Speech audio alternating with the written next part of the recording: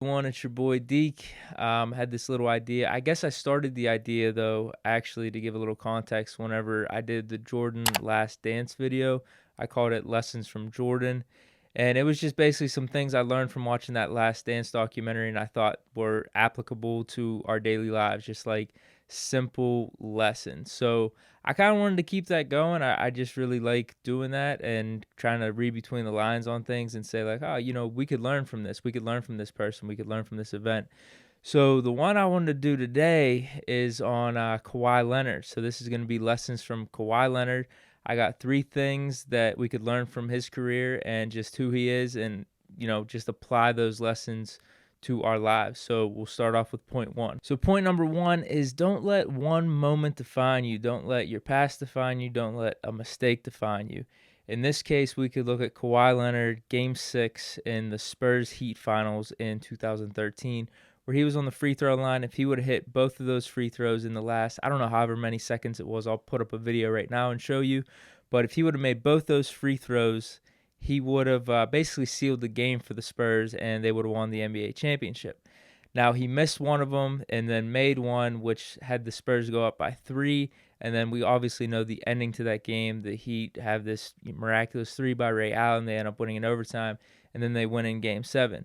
Now, that is something where, in our lives, in our daily lives, we could have a mistake. We could have something in our past happen. We sulk on that stuff. We let it define us. We let other people, point the finger, and we let them define us based off these mistakes in our past. What did Kawhi Leonard do? All right, he missed that free throw. It's not the end all be all. Some people can't shake that kind of stuff, though, in their sports careers for whatever reason. Kawhi Leonard comes back the next year, wins the finals MVP, and the Spurs win the championship. That just goes to show you one moment does not define you. Number two is make the most of the situation that we're in. Oftentimes in life, we are maybe in a shitty group for school. We're working with shitty coworkers at work. Maybe we're at a family outing we don't want to be at. We just want to be hanging out at our crib, playing video games and chilling and watching TV, whatever it is. But at the same time, if we're constantly focused on getting out of that situation or potentially even sabotaging that situation and just complaining and just not being very productive, all it does is hurt ourselves. It hurts the people around. It's just not really the best idea. Or we could just try to make the most of it. Realize, we're in this situation. How can I still do my best? That's what Kawhi Leonard did. He was in a situation with the San Antonio Spurs where he wanted to be traded. He was going to be an upcoming free agent the following offseason and had a list of teams. It was like, hey, I want to go to these teams and I'm probably going to resign there. So what happens? The Spurs trade him to the Toronto Raptors, and the Raptors were not on his list at all. Did that mean he was going to completely sulk on things and sabotage the season for him and the Raptors? Like I said at the beginning, what good does that do him? What good does that do the Raptors? What good does that do anyone in this situation? At the end of the day, you just got to make the most of it. And one of the first things he did was text Kyle Lowry. When you first got traded to Toronto, what went through your mind? Was it one of your preferred destinations? And how did your feelings evolve or change during this run, and how do you feel now? I mean, we all know where my destinations were, but obviously, like I said when I was there on my opening day meeting, that I was focused on the now, and I wanted to make history here, and that's all I did. I just, I'm still playing basketball no matter what jersey I have on, and the guys here been making runs in the playoffs before I came.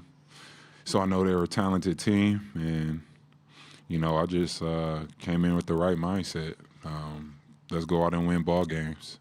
I text Kyle probably a day later or the day that I got traded and told him let's go out and do something special. I know your best friend left.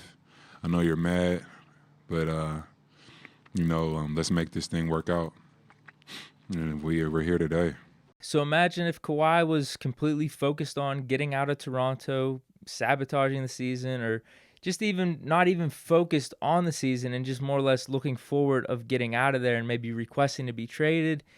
he could have missed out on what eventually happened. The Toronto Raptors win the NBA championship. You just never know what's going to happen.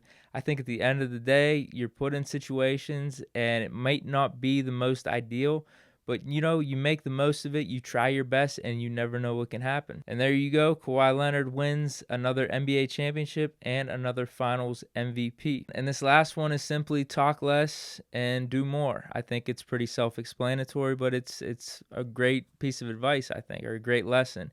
Kawhi Leonard, he just goes out, plays basketball, and he just beats his opponent. He's one of the best players in the NBA. Whenever he has interviews, he's very matter of fact and doesn't really say much, doesn't try to buy into any hype or try to make any headlines.